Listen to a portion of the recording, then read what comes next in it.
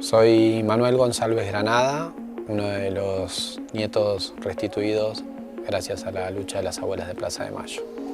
Estuve ahí.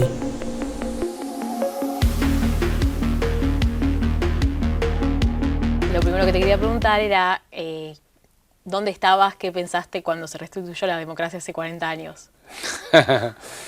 Bueno, no soy tan viejo. Ya estaba así, obviamente, pero cuando se restituyó la democracia yo tenía 7 años. Claro. Así que no tuve plena conciencia de lo que estaba sucediendo, digamos, en la dimensión de lo que significó, ¿no? Justamente el fin de la dictadura. De hecho, ni siquiera la asociaba con mi propia identidad. O sea, yo era un niño. O sea, que lo que me acuerdo, sí, de ese momento era la cuestión de, bueno, que estaba muy presente. Bueno, ahora que me preguntás me acuerdo cosas. Me acuerdo de la campaña Luder Bittel, o sea, que era el candidato del peronismo. Me acuerdo un poco las canciones incluso. Y de un momento del radicalismo que ya no es hoy. Que tenía una simbología para mí, no sé si me lo estoy inventando o realmente usaban mucho una boina blanca con un pompón rojo o algo así. Y sí después, pero eso no sé si es que me lo acuerdo de ese momento, sino más bien de verlo ya el momento de la asunción de Alfonsín.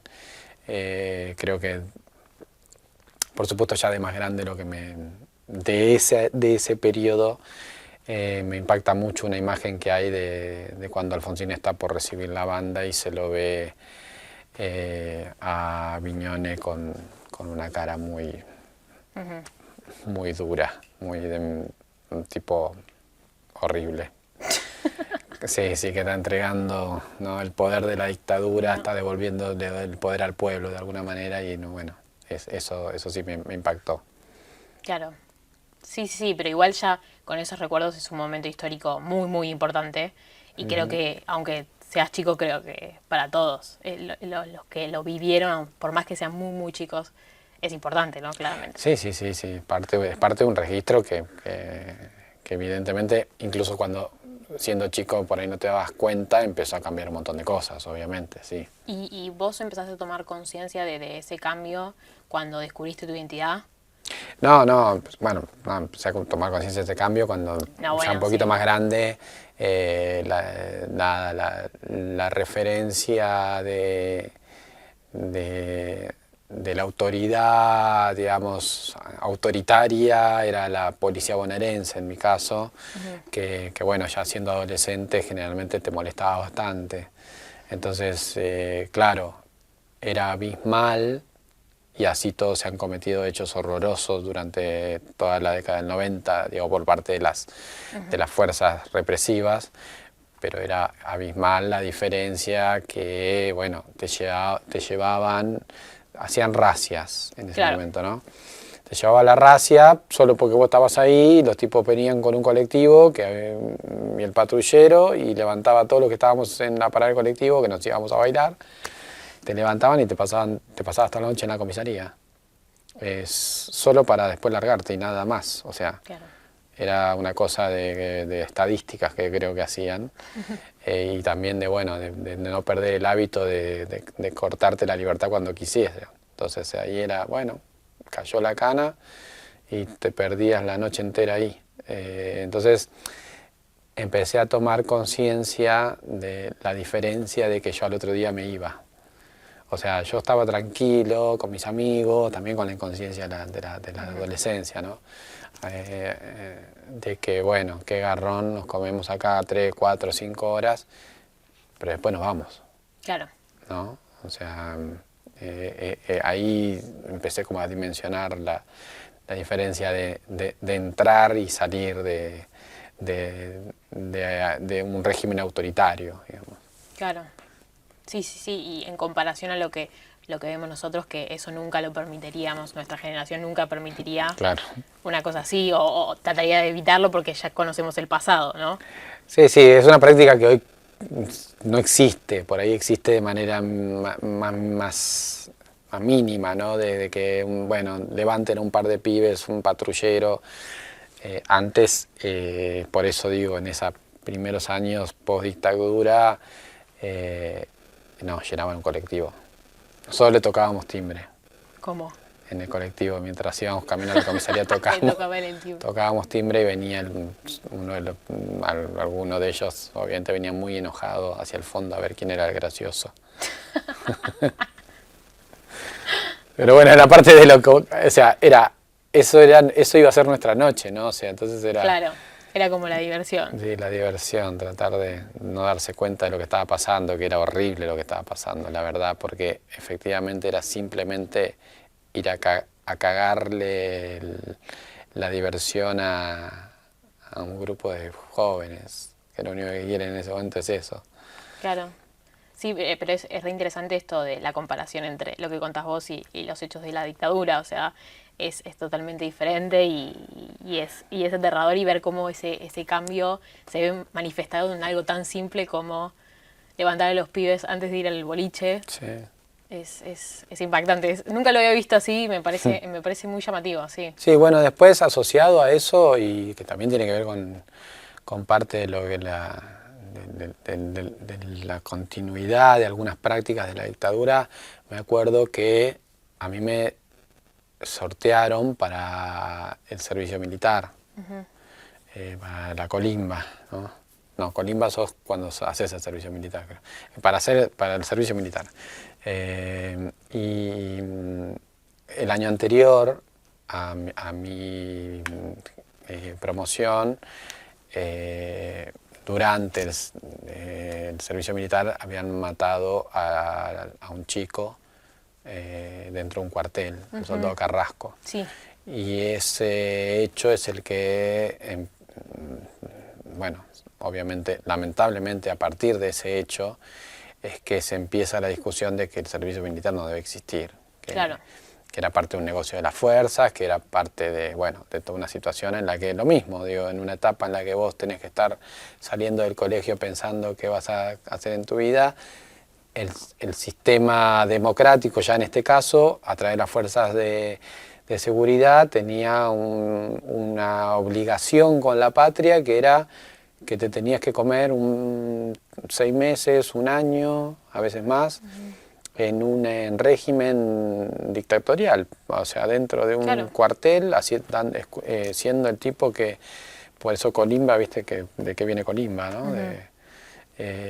Justamente era usar a la juventud para forrearla, para, no sé, o sea, pensando que con esos valores que ellos te inculcaban, que eran a través del maltrato, sobre todo, ibas a ser un mejor ciudadano. Y bueno, cuando a nosotros nos toca, más allá de lo que había pasado con Carrasco, al año siguiente eso era por sorteo. Claro, ¿no? sí, sí. El número de documentos. Yo estaba en el colegio, en el último año del colegio, y la radio prendida, ese día todos los quinto años del colegio estaban haciendo lo mismo.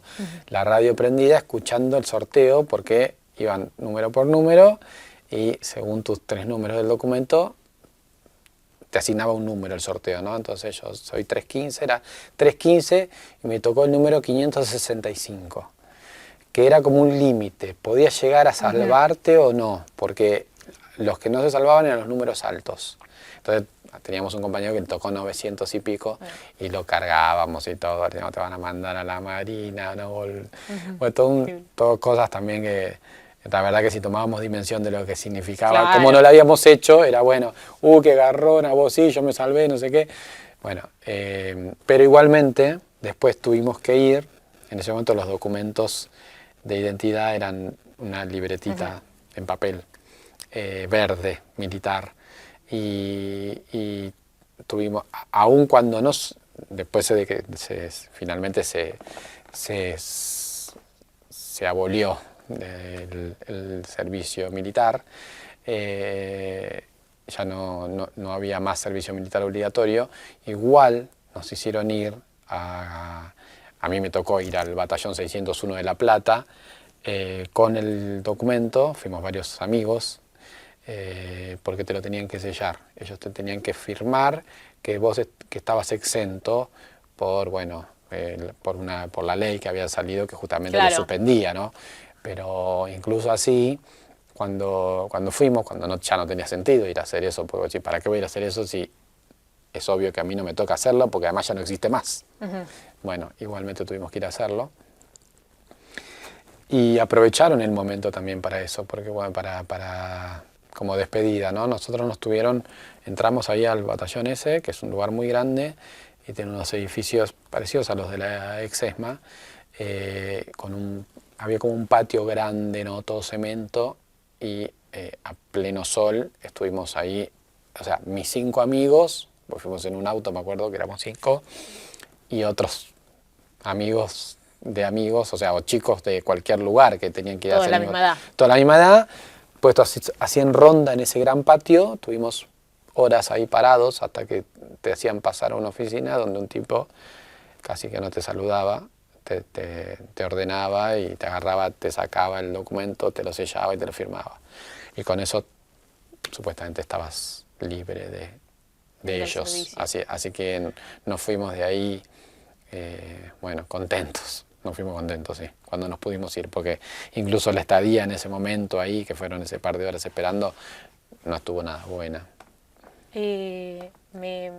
Ahora que dijiste lo del documento, el documento color militar, o sea, me da una comparación mucho con el documento yendo a esto, a que te fichen por algo innecesario completamente, a el documento ahora firmado por un nieto restituido, o sea, por Guado. Y es increíble lo que hemos avanzado y cómo lo ves eso vos, cómo ves la lucha, cómo involucró la lucha de derechos humanos en todos estos 40 años de democracia, ¿no? Bueno, simbólicamente digo que hoy el documento lo firme Guado, que es un hijo desaparecido, es un bebé que se salvó en un operativo, como nos pasó, a mí me pasó también eso, en el operativo donde asesinan a nuestros padres, nosotros quedamos vivos, por también el coraje de nuestras madres de protegernos hasta el final de su vida, que pudo, digamos, volver con su familia y crecer también en esos años, ¿no? O sea, crecer, sobre todo, lo más doloroso para los hijos de los desaparecidos, sobre todo en esa época, en la época del 90, que era cuando éramos adolescentes, era que reinaba la impunidad. Por eso es que después nace Hijo, justamente como ¿qué hacemos? ¿Qué hacemos? ¿Qué hacemos? No puede ser, estos tipos están libres, la sociedad sigue andando y acá parece que no pasó nada. Y nuestros padres están desaparecidos, y bueno, después estaban los niños, los bebés robados, que en ese momento no habíamos sido tantos los que estábamos restituidos. Así que creo que se puede sintetizar lo que hemos construido en eso, ¿no? En que hoy, en este presente, el ministro del Interior es un bebé que se salvó en la dictadura o de ser asesinado o de ser apropiado, pero que en definitiva es una víctima directa de ese proceso que además, a niveles personales, digo, en el caso de él, en el caso de nosotros, se llevó la vida de nuestras mamás y papás y ni siquiera en el sentido de los asesinaron, los desaparecieron, que es algo mucho más difícil de poner en palabras, ¿no? La desaparición es mucho más que la muerte. Así que creo que hemos construido un enorme ejemplo para todo el mundo. Sí, no, es muy duro lo que contás, bueno, tu historia y demás es dura, pero creo que ahora con nuestras generaciones hay como otra mirada gracias al trabajo que ha hecho abuelas, hijos y todas las luchas por los derechos humanos. ¿Vos qué desafíos ves para de acá al futuro con respecto a los derechos humanos? Bueno, creo que diría que hay 2 etapas de desafío. Primero la de que lamentablemente hay una cuestión natural en generar nuevos conflictos, ¿no? Que por supuesto conflictos a escala de generar nuevas víctimas. Entonces siempre hay que estar atento a por qué tenemos que luchar en materia de derechos humanos. Hoy creo que hay temas que para el momento en el que los organismos de derechos humanos se crearon no eran un tema. Claro. ¿No? Hoy la causa ambiental es un enorme tema importantísimo para la lucha de los derechos humanos, para la preservación de la vida, para pensar el futuro. Entonces, ahí hay un desafío de, bueno, ¿cómo construyo para pelear contra eso? Que en este caso son las grandes corporaciones que provocan el cambio climático, que en definitiva está siempre a lo mismo, ¿no? A un capitalismo voraz que genera estas cosas. Y después, respecto de puntualmente la lucha que nosotros, que comienza a partir de sobre todo de la última dictadura y que se encarna simbólicamente en no solo ellas, pero sí en ellas como el símbolo más grande en las madres y las abuelas de Plaza de Mayo.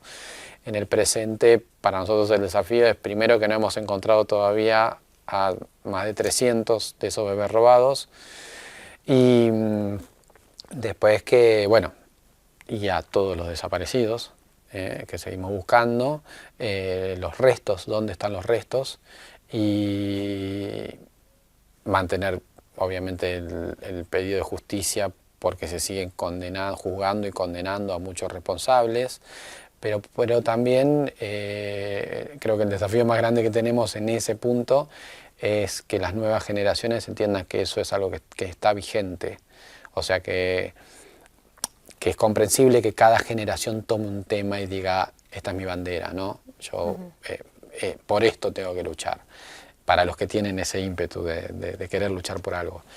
Pero en este caso, a nosotros nos toca, a mi generación, nos toca transmitirles lo que aún no hemos resuelto de eso Claro. otro. Porque es neurálgico también esa transmisión de la memoria para que las nuevas generaciones se sumen. Primero porque ahora ya son actores, ustedes, tu generación, ya son actores que para nosotros son muy valiosos para poder transmitir que esto no terminó. O sea, esto, que todavía buscamos 300 hombres y mujeres, que pueden ser un profesor, pueden ser tu vecino, pueden ser tu tío, tu mamá, no sé, depende de las edades, están involucrados entre nosotros en la sociedad toda. Y por otro lado, porque solo resolviendo eso, primero cesan crímenes que cometió la dictadura hace más de 40 años. O sea, si vos no le restituís la identidad hoy a una persona, a un bebé, que hoy es un adulto de más de 40 años, no le restituís su identidad, lo que estás haciendo es dejarlo en la condición en la que la dictadura lo puso, ¿no? Claro. Que es esta de la apropiación, de la mentira.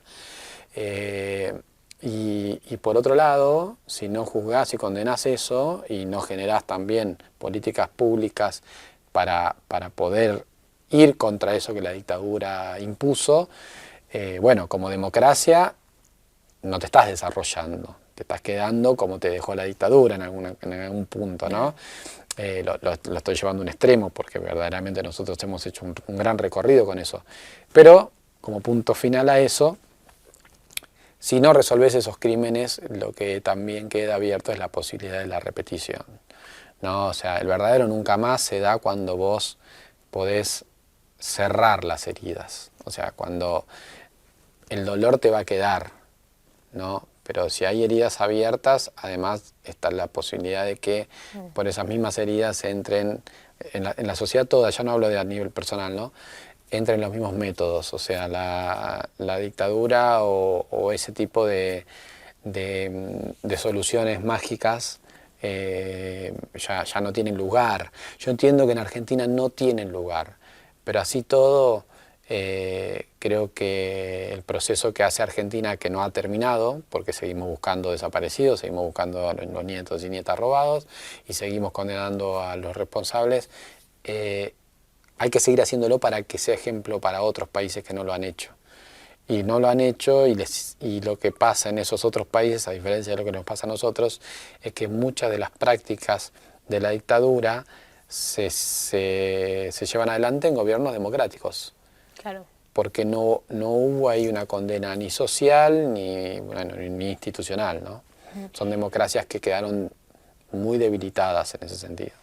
¿Y por qué decís que en Argentina particularmente esto, vos dijiste eso de que Argentina particularmente no sucede? No, digo que creo que en Argentina no hay un escenario para que eso vuelva a suceder. Está bien. Por lo menos en la mirada que el futuro, no sé, digo, tenemos un montón de herramientas construidas para que eso no pase en lo inmediato. Y eso, particularmente, ¿por qué en Argentina? Porque es el único país en el mundo que hizo una revisión de su historia reciente como en profundidad, ¿no? O sea, la dictadura hubo en muchos países, crímenes aberrantes se siguen cometiendo lamentablemente en este momento en cualquier lugar del mundo, pero la mayoría de los países salieron de esos sistemas con un pacto de impunidad, ¿no? No hubo juicios, no se generaron políticas de Estado, políticas públicas que se sostengan en el tiempo a través de distintos gobiernos democráticos, y no hay mecanismos para búsqueda ni de desaparecidos ni de niños robados, y eso pasó en Latinoamérica toda, entera. A todos los países le pasó lo que le pasó a Argentina, en mayor o menor medida, con métodos algunos diferentes, en algunos casos con conflictos distintos, pero las herramientas de usar el Estado contra el pueblo se usaron de la misma manera, con la misma brutalidad, la de eliminar, exterminar a un sector de la población, que básicamente es exterminar ideas, ¿no? Eso que pasó así en toda nuestra región y en muchos otros países también, nadie ha avanzado como Argentina en hablar de eso, en revisarlo, en exigir y en lograr cambios sustanciales, ¿no? Como esto, que si se robaron bebés, exista un Banco Nacional de Datos Genéticos para poder encontrarlos, exista una Comisión Nacional por el Derecho a la Identidad para buscarlos, y exista, como último de esas grandes creaciones del camino que han hecho las abuelas en este aporte a la democracia, una unidad especializada del Ministerio Público Fiscal para buscar esos niños robados, y así montones de otros mecanismos que usamos hoy desde abuelas, pero desde el Estado, como políticas públicas, que permiten encontrarlos. Sin eso no se podrían encontrar a los niños robados hace 40 años, que hoy son adultos. ¿Cómo ves vos el negacionismo en esos cargos de poder que actualmente hay? Mal. No, bueno, sí. Lo veo mal, pero sobre todo lo veo y lo veo con una sensación de dolor, de bronca, un poco de desazón me da también. Creo que bueno, habría montones de palabras para ponerle, porque teniendo claro lo que costó la recuperación de la democracia, la sangre que corrió para que exista este sistema democrático que tenemos hoy, que hace que estas personas hoy tengan esos cargos, o esa visibilidad, o esas carreras, o esa posibilidad de decir sus ideas como las dicen. Sabiendo todo lo que eso nos costó, que hoy esos personajes de alguna manera usurpen el sistema democrático para hablar con esa liviandad de la máxima tragedia que tuvimos en Argentina, que fue la última dictadura cívico-militar, aunque tuvimos muchas otras también, y cuando, como decía antes, las heridas están abiertas, me produce algo que no puedo dejar pasar. O sea, no es que me parece que este es un ignorante que repite sin saber, o la verdad que no le prestó atención, o bueno, el tipo es de recontra o ultraderecha. Ahora, si vos sabés que las madres de Plaza de Mayo se están muriendo sin que le digan dónde están los restos de sus hijas e hijos, o sea, dónde están los huesitos, las hicieron vivir los últimos 45 años con el dolor de la desaparición, se mueren con ese dolor. Los 300 nietos no nos dicen dónde están, las familias los siguen buscando, las abuelas esperan poder abrazarlos antes de morirse, los abuelos, los tíos, los familiares, digo, son un montón las víctimas afectadas permanentemente por lo que pasó en la dictadura. Por eso digo que el desafío de transmitir esto a las nuevas generaciones es entender que ese daño que la dictadura provocó, aunque hoy estemos en democracia, aunque vos puedas salir a bailar y la policía probablemente no te haga nada, aunque también seguimos teniendo muchos problemas de violencia institucional que vienen de prácticas de la dictadura. Digo, aunque todo eso esté sucediendo, también está sucediendo todo lo otro, que es, Claro. no hemos resuelto varias cosas que la dictadura nos dejó. Entonces, que quienes pretenden ser parte de la democracia reivindiquen alguna de esas prácticas o pongan en discusión cuestiones que hemos construido como sociedad que tienen que ver con cómo decimos lo que nos pasó, ¿no? Cómo hablamos de memoria, verdad y justicia. Bueno, lo hablamos desde un lugar que tiene que ver en principio con una lucha emblemática de las madres, las abuelas, los familiares y los sobrevivientes. Ese es el grupo iniciático que le cuenta a la sociedad argentina lo que la dictadura había hecho.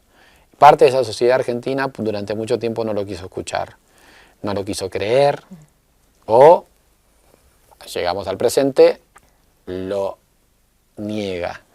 Entonces, es tan abismal la diferencia entre si vos sentás a un negacionista acá y sentás de este lado a alguien que le puede contar una sola de las historias de lo que significó para una familia la desaparición de su ser querido, o el motivo por el que lo desaparecieron, es que no, es algo que no, por eso digo, no lo puedo dejar pasar, me genera una situación de, creo que dije como en algún momento me da indignación o algo así, porque realmente ver que en el Congreso se sientan tipos que con tanta liviandad hablan de esto y algunos hasta son defensores activos de genocidas, ¿no? O sea, pero por otro lado son diputados elegidos por el pueblo. Eso iba a decir. Entonces es decir, bueno, qué gran contradicción, pero por otro lado, bueno, qué fortaleza institucional tenemos que permitimos que digan lo que quieran y no los vamos a ir a desaparecer por eso.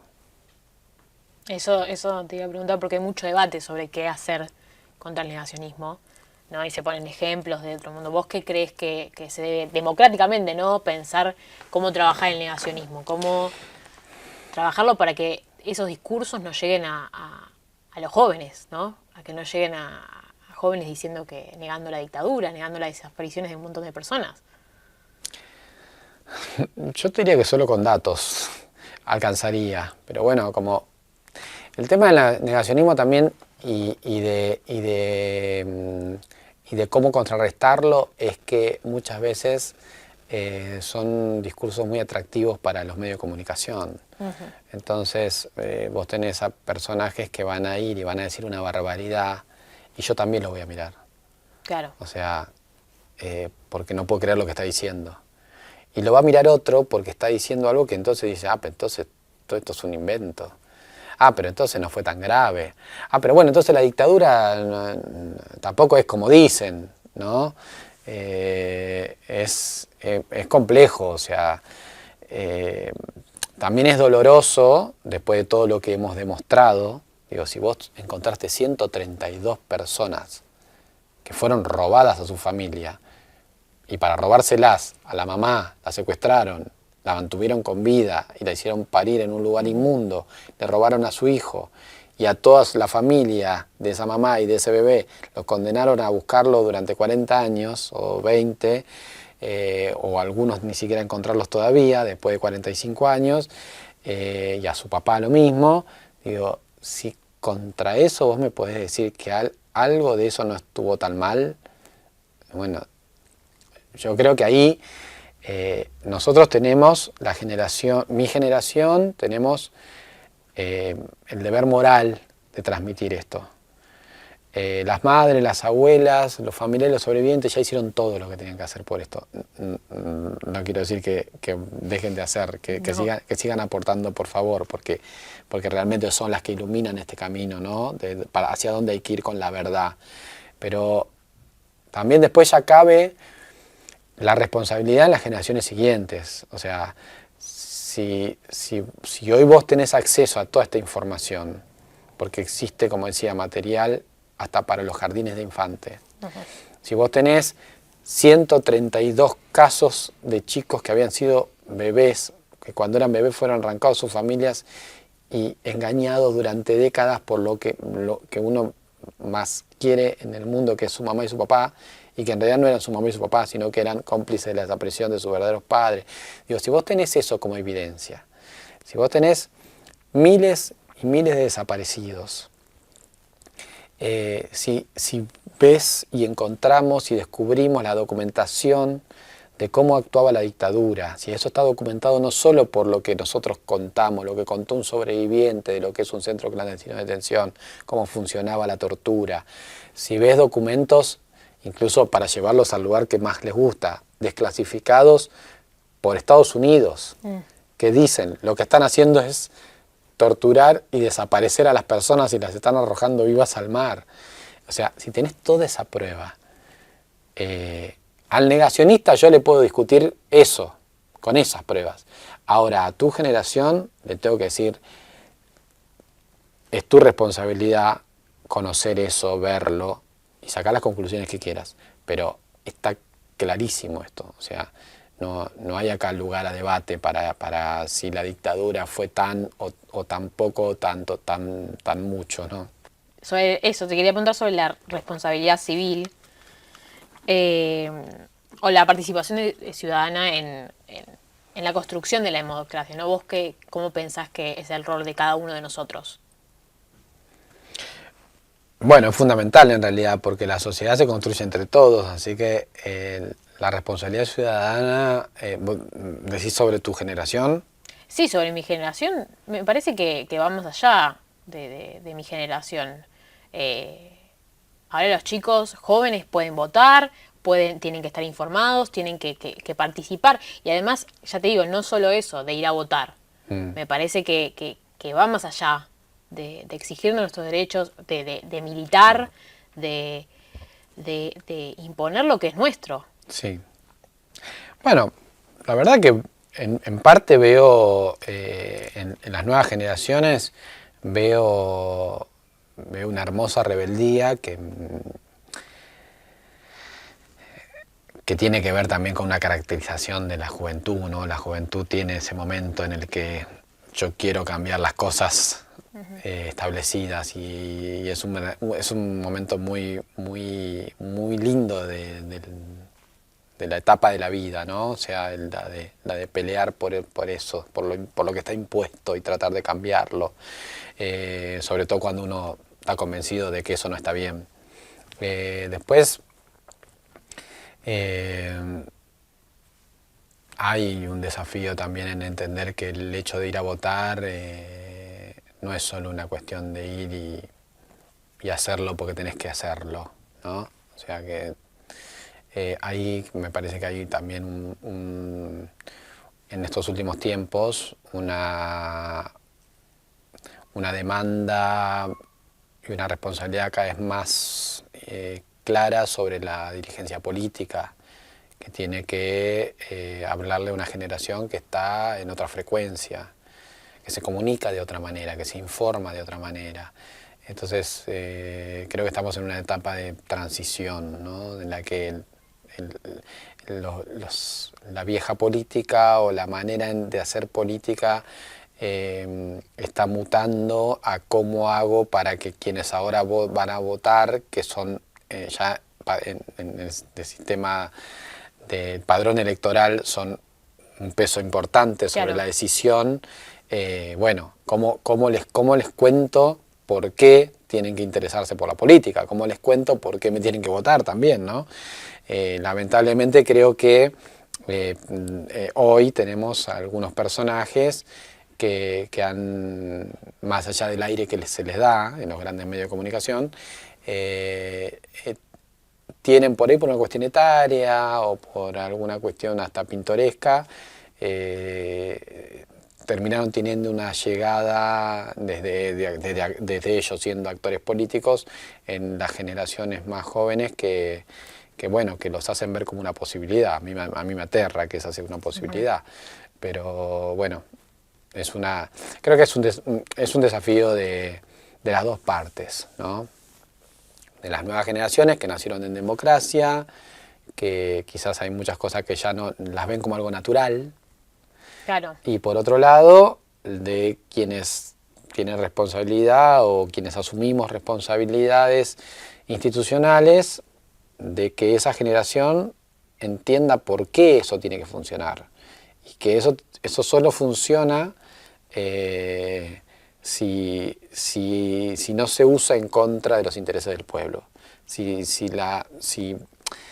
los gobernantes usan los mecanismos del Estado en contra de los intereses del pueblo, lo que vas a tener es una democracia que probablemente se parezca más a otra cosa que una democracia y que además va a hacer que tu vida obviamente sea peor, no mejor. Te preguntaba esto de la responsabilidad civil porque yo te he escuchado hablar sobre la responsabilidad que hubo no solo de figuras como Luis Abelardo Patti, sino como todas las personas por las que pasaste vos antes de ser adoptado por una familia, ¿no? Como hijo restituido. Y condenando eso, condenando que nunca salieron a hablar, ¿no? Y me parece que hay una parte de responsabilidad civil ahí. Bueno, sin duda, lo que pasa que yo creo que ahí hay que diferenciar a los que no hablaron, porque obviamente fueron los ejecutores del propio plan de exterminio, secuestro, desaparición, robo de bebés, que jamás confesaron nada, ni siquiera ahora que están en la última etapa de su vida, muchos de ellos se dignan a decir dónde están esos nietos y nietas, que las abuelas, que también tienen la edad de ellos, todavía los buscan, que todos los días esas personas están siendo engañadas, ¿no? En su vida. De esos no espero nada. Ahora, después está el otro grupo que tiene que ver con la sociedad que vio y cayó, más allá de la que él lo apoyó también, ¿no? Al golpe primero y a lo que vino después, pensando que era la solución para construir la Argentina derecha y humana que la planteaban, incluso desde lo discursivo, como proceso de reorganización nacional, ¿no? No se hacían llamar la dictadura, sino que eran un proceso de reorganización nacional que usurpó el poder. Pero creo que ahí hubo grandes silencios en esto de la responsabilidad ciudadana, que algunos pueden haber sido por ignorancia, por miedo, y otros porque, bueno, estaban convencidos también, ¿no? O sea, por ahí no les daba para hacerlo ellos, porque no eran miembros de las fuerzas o porque no tenían los medios, pero lo apoyaron, sí. Y muchos lo siguen haciendo, porque el silencio que hay hoy sobre los crímenes de la dictadura tienen que ver con que muchos civiles que saben no dicen. Hoy acabo de venir ahora de una reunión con la iglesia, porque estamos trabajando con ellos para acceder de manera real a los archivos que tiene la iglesia, donde puede haber, porque por casos resueltos que ya hemos tenido, sabemos que hay información que nos puede determinar el encontrar un nieto o una nieta hoy. Entonces hay responsabilidades institucionales muy graves también, por eso se fue extendiendo, ¿no? Lo de la dictadura cívico-militar, eclesiástica, también tiene que ver con eso. con las instituciones participando. Y las instituciones participando son desde el director o jefe hasta la persona que con una función menor, la menor de esa estructura, también fue parte. Abriendo la puerta, dejando pasar, viendo y no diciendo. Y yo a muchos de ellos los esculpo en un periodo, el periodo de la dictadura. No pretendería jamás que una persona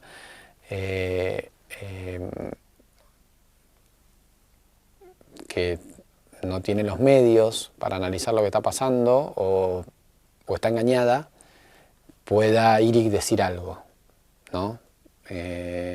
Entiendo que el terror de la dictadura paraliza, te genera una situación también de tensión en el cuerpo, de bueno, ¿no? A veces se lo llevaron, por algo habrán hecho. También es una justificación de por qué yo no hago nada. Yo no hago nada porque tengo miedo, además. Claro. En algunos casos porque estoy de acuerdo. Pero hay un límite a eso.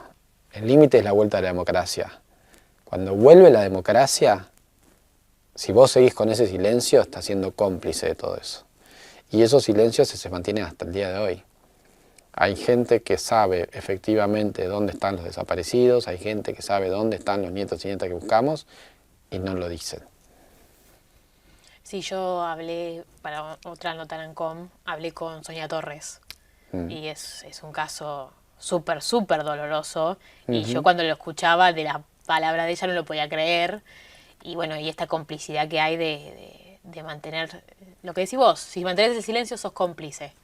Sí. Y es así, y bueno, lo que pasó con Patti es también terrible que haya... Bueno, ahora está en libertad condicional. Está en prisión domiciliaria. Prisión domiciliaria. Sí. Ahora está en prisión domiciliaria. Sí. ¿Y vos cómo te sentís con esa?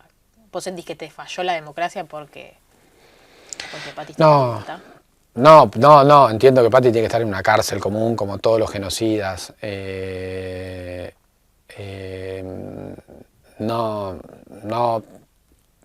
Yo también tuve un recorrido que me hace valorar mucho hasta dónde llegamos con el proceso de justicia. Personalmente con Patti y con otros tantos, porque hemos condenado a varios en lo que tiene que ver con mi historia familiar, ¿no? Claro. También por el asesinato de mi mamá y por el de mi papá, fueron juzgados y condenados varias personas, entre ellas Patti. No, al contrario, creo que en el caso ese lo que pudimos hacer no fue fácil, no fue magia, fue hacer que la democracia funcione mucho más allá de la órbita en la que debía funcionar o en la que generalmente funciona para estos casos, que es la justicia, ¿no? Vos te presentás y la justicia tiene que investigar y condenar en la medida que se logre la prueba para que se produzca esa condena o absolver, ¿no? En el caso de Patti, lo que además nos hizo sumarle valor, digo, a lo que logramos, es que Patti era una persona que había hecho una carrera política, Claro. que había sido intendente y que había llegado a ser diputado nacional. Con lo cual nosotros tuvimos que trabajar digo porque fue realmente trabajoso y estratégicamente tuvimos que movernos adentro del Congreso con todas las fuerzas políticas, salvo el partido puntualmente de él, que era el PAUFE, con los que ni fuimos a charlar, porque entre ellos me acuerdo que estaba su suegra y algunos más. Con todo el resto, todos, absolutamente todos, o sea, todas las fuerzas políticas, fuimos a plantearles que necesitábamos que Patti no asuma en el Congreso para que el proceso judicial contra él avance. Finalmente, el Congreso tomó eso y el día de la asunción no lo dejan asumir, lo ponen en suspenso. Entonces, la causa que nosotros teníamos También, y eso no pasó, ya no eran los 90, era en el año 2005. Lo que nos pasaba a nosotros, un poco más, era que nosotros teníamos una causa abierta contra él y varios más, y yo viajaba a la fiscalía o al juzgado donde estaba la causa a llevar un testigo, llevar pruebas, bueno, como se va construyendo, ¿no? Una instancia de investigación para, en la medida de lo posible, llegar a un juicio. Y él a la noche en televisión decía, yo no tengo ninguna causa judicial. Cuando nosotros a la mañana habíamos estado en un juzgado con su abogado. O sea, menos el tipo impunemente decía, yo no tengo ninguna, no, esos son delitos, eso no es verdad, no, negaba que había conocido a mi papá, bueno, nada, una negación sistemática que tienen todos los genocidas. Y entonces vos luchabas contra eso, decías, pero la televisión le da aire a este tipo que ahora parece que es un perseguido político, ¿no? Un tipo que había sido parte de las patotas de la dictadura. Había trabajado para la zona 4 de Campo de Mayo, o sea, el tipo secuestraba, no solo secuestraba y torturaba personas en su jurisdicción, que era Escobar, si se quiere, porque él era policía de la comisaría de Escobar. Él era parte de una patota que funcionaba y que secuestró gente en La Plata, secuestró gente en un montón de lugares. Nosotros fuimos reconstruyendo eso documentalmente y encontrando a víctimas de él, que te decían, él me torturó, él me fue a secuestrar a mi casa. Así todo, el que iba a la televisión era él. Y bueno, cuando eso también le permitió ser candidato y ir amparado por parte de una estructura política hacia dentro del Congreso. Bueno, finalmente no asumió, el juez que tenía la causa lo procesa, le dicta la prisión preventiva y la Corte Suprema termina diciendo, no, esta persona no puede estar presa porque tiene fueros. Eso, claro, a nosotros nos tomó fue como un golpe durísimo, fue un retroceso, pero yo lo entendí bien en ese sentido. Yo creo que está bien lo que dijo la Corte en el sentido de la cuestión de los fueros, digo. Porque la discusión era, él tiene fueros desde el momento que fue electo. Claro. No tiene fueros porque no juró, que es lo que habían hecho el resto de los diputados. Nosotros habíamos logrado que la mayoría del Congreso diga, este señor tiene una causa judicial, no puede ser parte de este cuerpo hasta que no se resuelva si es un genocidio o no es un genocida. Y la Corte le dijo, no, ustedes no lo dejaron jurar, pero él los fueros los tiene desde que el pueblo lo eligió. Y estoy de acuerdo con eso, yo creo que está bien, o sea, que cuando el pueblo te elige, ahí tenés, si corresponde tener fueros, Sí, obvio. ok, los tenés desde ahí. Entonces tuvimos que trabajar mucho nuevamente en el Congreso para que sesione otra vez en una sesión especial y le quite los fueros. Y así, porque inmediatamente el juez que lo había detenido, cuando la Corte le dice, no lo puedes tener detenido, tiene fueros, lo largó. Y nosotros, no era una casualidad, todos los testigos que teníamos de esa causa, que eran de Escobar, que era la zona donde él fue intendente y es un lugar donde vive, de hecho, habían sido amenazados todos, de distinta manera. Estoy hablando del año 2006, 2007, 2008, o sea... así que bueno, logramos ahí, digo, atándolo con esto de que hemos construido desde la democracia, ¿no? Bueno, ese caso para mí es emblemático porque involucró a todos los poderes para que haya justicia, no solo a la justicia, ¿no? O sea, más allá de que el proceso de memoria, verdad y justicia siempre involucró los tres poderes, digo, el poder ejecutivo que toma decisiones, que va, como cuando Néstor Kirchner decide mandar al Congreso justamente el proyecto de anulación de las leyes, cuando el Congreso sanciona el fin de la impunidad de alguna manera, cuando las declara inconstitucionales, lo reafirma la Corte y demás, y empiezan los juicios. Bueno, Compati hubo que poner a trabajar los tres poderes para que efectivamente una persona que durante la dictadura había sido un torturador, genocida, mano de obra de ese proceso, no usurpe una banca en el Congreso, ¿no? Era como un insulto a la democracia. Y ese ejercicio la verdad que estuvo muy bueno, porque bueno, sentó precedentes, sirvió como ejercicio democrático sobre todo para el Congreso, ¿no?